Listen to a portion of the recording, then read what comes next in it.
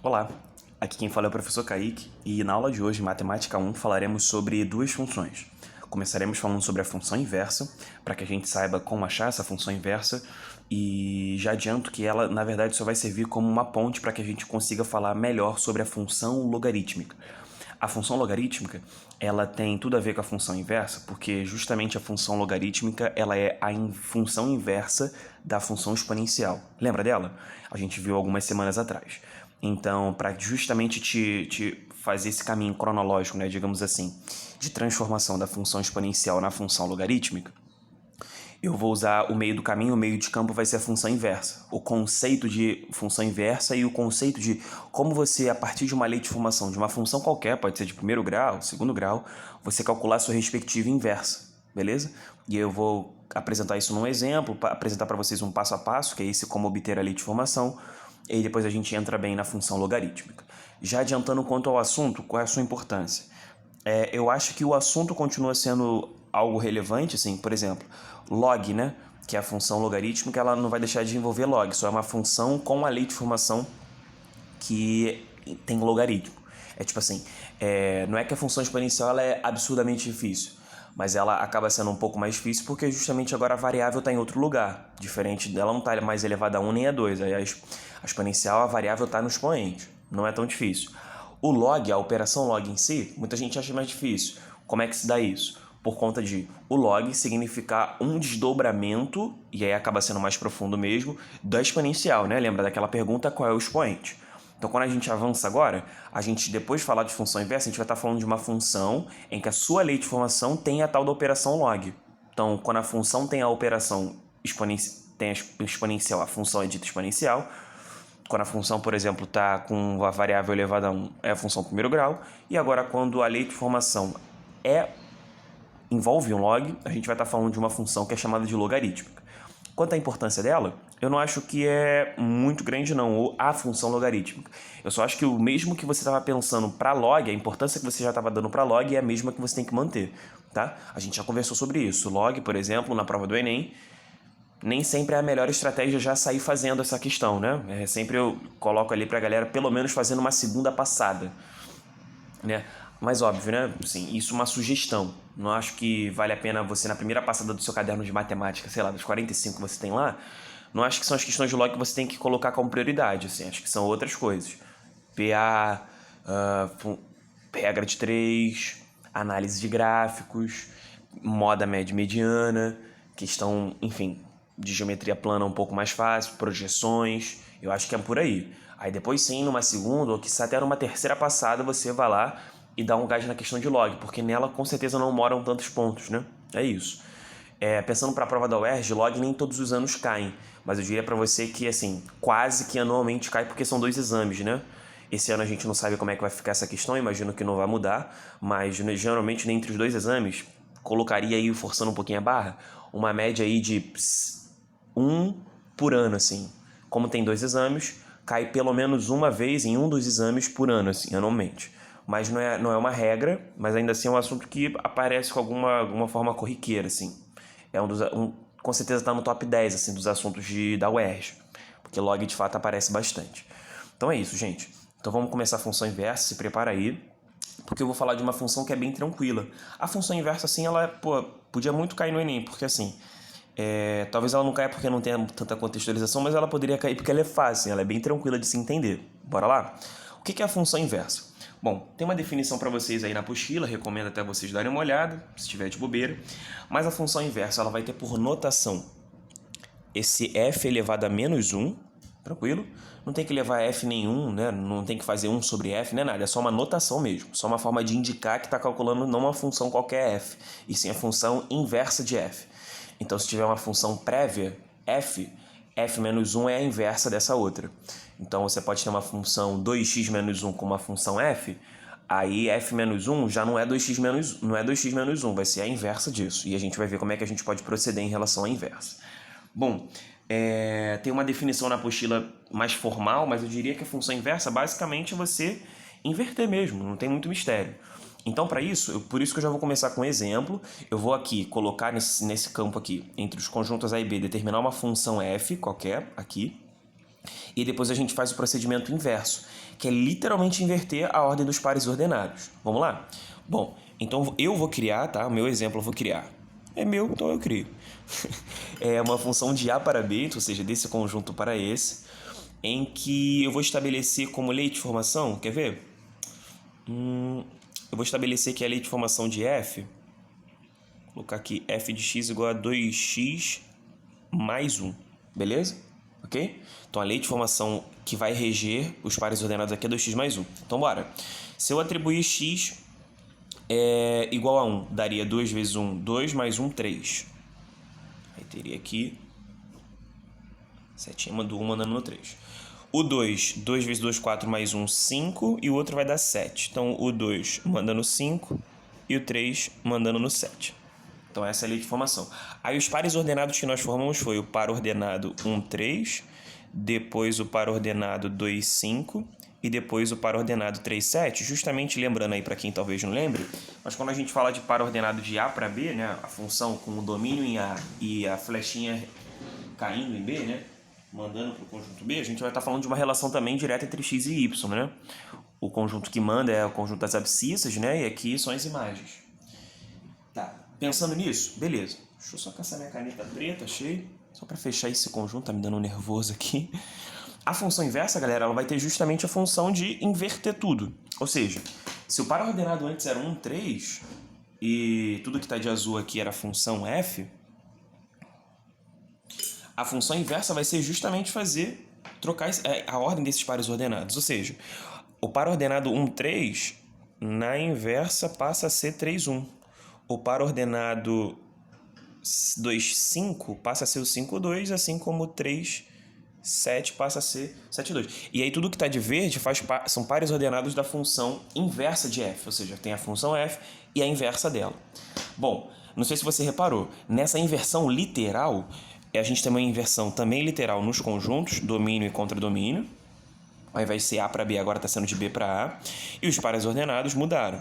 3, 1, 5, 2 e 7, 3. Uma pergunta que talvez seja um pouco mais difícil de responder, mas eu super acredito em vocês, e caso não consigam também de boa, é a seguinte, galera. A gente respondeu que literalmente inverteu o domínio contra domínio, inverteu os pares ordenados, né? Agora, e a lei de formação? A lei de formação é a mesma? Eu acho que essa resposta, a primeira é fácil, né? Não, porque se eu colocar no lugar do x 3, 2 vezes 3, 6, mais 1, 7, vai dar isso aqui. Então a gente vai ter que ver agora, e aí eu vou falar sobre isso, como obter a lei de formação da função inversa. Porque assim, tá, imagina que o cenário seja esse, você saiba que a função original, a função f original é 2x mais 1, e você queira agora achar a lei de formação da f menos 1. Até esqueci de colocar aqui, f menos 1. Se você quiser achar agora a lei de formação da f menos 1, qual o procedimento que você deveria ter? Será que é só inverter, literalmente? E aí vocês vão ver que quase que sim, quase que sim. Quer dizer, tire suas conclusões. Porque eu queria te ensinar como a gente pode determinar essa lei de formação. Quer ver? Me ajuda aqui? Eu vou te dar 3 passos e sempre que você quiser inverter uma função, você vai poder. Eu vou te mostrar até alguns exemplos. Os passos são... Bom, antes de eu dar os passos, uma última coisa. Lembrando que f de x, gente, é a mesma coisa que y, né? Vocês estão ligados nisso. Tipo assim, isso aqui é a mesma coisa que y igual a 2x mais 1, né? Vocês estão ligados nisso. Então vamos aos passos? Bom, o primeiro passo quando você quer obter a f de menos 1, como obter a lei de formação da f menos 1? Você tem que, primeiro passo, trocar x com y e y com x. Beleza? Depois, o segundo passo seria isolar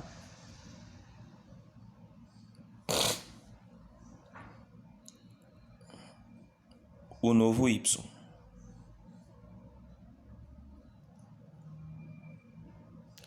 E aí, o novo y isolado, esse já não é um passo, é uma conclusão, tá? O novo y isolado, esqueci aqui, ó, novo y isolado,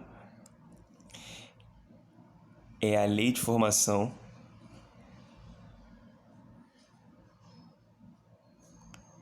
de f menos 1. Ou seja, dois passos, basicamente, né? O terceiro é só uma conclusão, só para você perceber que quando você isolar o novo y, a lei de formação que você encontrar, o restante que tiver do outro lado da igualdade, já é a lei de formação. Então, troca x com y, isola o novo y. Vamos fazer isso? Olha só. 2x mais 1. Vamos trocar x com y. Então, o passo aqui seria o seguinte. Ficaria x igual a 2y mais 1. Segundo passo, isolar o novo y. Então, x passa o 1 para cá, vira menos 1, igual a 2y. E aí, x menos 1 sobre 2. E aí, o novo y isolado é a lei de formação. Então, isso aqui ó, já é a f menos 1 de x. E aí, se você reparar e comparar, inclusive, acho que até mais do que só reparar, comparar, as leis de formação, elas têm uma relação inversa também, você percebeu? Se liga, a outra lei de formação está aqui, ó, só vou destacar para você ver. Era y igual a 2x mais 1. Em relação ao x, nós fizemos o quê? Cara, o 2 estava multiplicando, está aqui dividindo. O 1 em relação ao x estava somando, está aqui subtraindo. Então, se você quiser, você até pode fazer essa malandragem de nem seguir os passos, né? Literalmente inverter. Mas eu recomendo você fazer os passos, que aí você não dá nenhum mole. Não sei, pode ser que isso fique mais difícil. E aí, sendo fácil, sendo difícil, isso aqui sempre vai funcionar, tá? Então, muito cuidado se você quiser macetar, mas eu acho também que um por um lado ou por outro, acho que não tem grande dificuldade, não. E aí, por que a gente fala de tudo isso? A gente fala de tudo isso porque, na real, como eu te disse, né? A função exponencial, a função logarítmica, ela é a inversa da exponencial, sim? Bom, vamos relembrar então de algumas coisas? Eu vou fazer algumas escritas aqui do lado. Bom, quando a gente fala da exponencial, é uma lei de formação y igual a elevado a x, beleza? A gente até tem restrições, por exemplo, que era assim, restrição. Ou restrições, né? Eita, ficou feio, né? Mas esse A, ele tinha que ser positivo, lembra desse papo? E diferente de 1. Lembra disso? Bom, como eu te falei, né? Como a exponencial e a função logarítmica tem uma relação totalmente... eles são totalmente, de fato, relacionados, né? Logarítmica, que é o seguinte... A logarítmica é a inversa da exponencial. Então, se a exponencial é a função f de x, a logarítmica é a sua f menos 1 de x. É isso que eu quis dizer. Beleza? Tá. Então, nem vou escrever nada aqui. Como é que a gente poderia, então, fazer para, enfim, inverter essa função? Porque como é que eu faço para achar a lei de formação dela inversa? Lembra que tinha um passo a passo? Primeiro passo, qual era? Isolar o x. Ou melhor, isolar o x não, trocar x com y, desculpa. Então, se a gente faz isso, primeiro passo, ó, passo 1. Trocar x com y, então fica x igual a a elevado a y. Agora, a nossa pergunta o nosso segundo passo é isolar o novo y. E aí que na história toda vai entrar o log, porque eu não sei se você repara. Como a gente quer isolar o y se encontra no expoente, né? E a gente não vai ter como transformar em bases iguais para depois igualar os expoentes. A gente não vai conseguir fazer isso. Aí não sei se você lembra, mas quando o nosso objetivo é isolar o expoente, a gente usa justamente o log, né? Lembra que isso aqui pode ser substituído por... o log é sempre a pergunta de pode ser substituído por qual é o expoente e vice-versa. Então, sempre que você estiver perguntando qual é o expoente, você pode substituir por log. Sim? Beleza? Então, a partir daqui que entra o log. Porque se eu quero isolar, o que eu deveria fazer? Vê se você me entende. Eu teria que aplicar um log na base A dos dois lados. Kaique, por que log na base A dos dois lados? Porque aí a gente consegue usar a regrinha do peteleco, né? Porque se eu aplico justamente numa base o log, se eu aplico o log numa base que é justamente igual à base da exponencial, a gente vai poder usar aquela propriedade que o y vem para frente, né? E aí com essa propriedade, olha onde a gente chega. Justamente no isolamento do y, que era o segundo passo, né? Porque vem y para frente, aí fica log de A na base A. Log de A na base A, quando o logaritmando é igual a base, isso aqui dá quanto, galera? Isso aqui dá 1, né? Então, na verdade, olha lá, isolamos o y. Y vezes 1, y, igual a log de x na base A.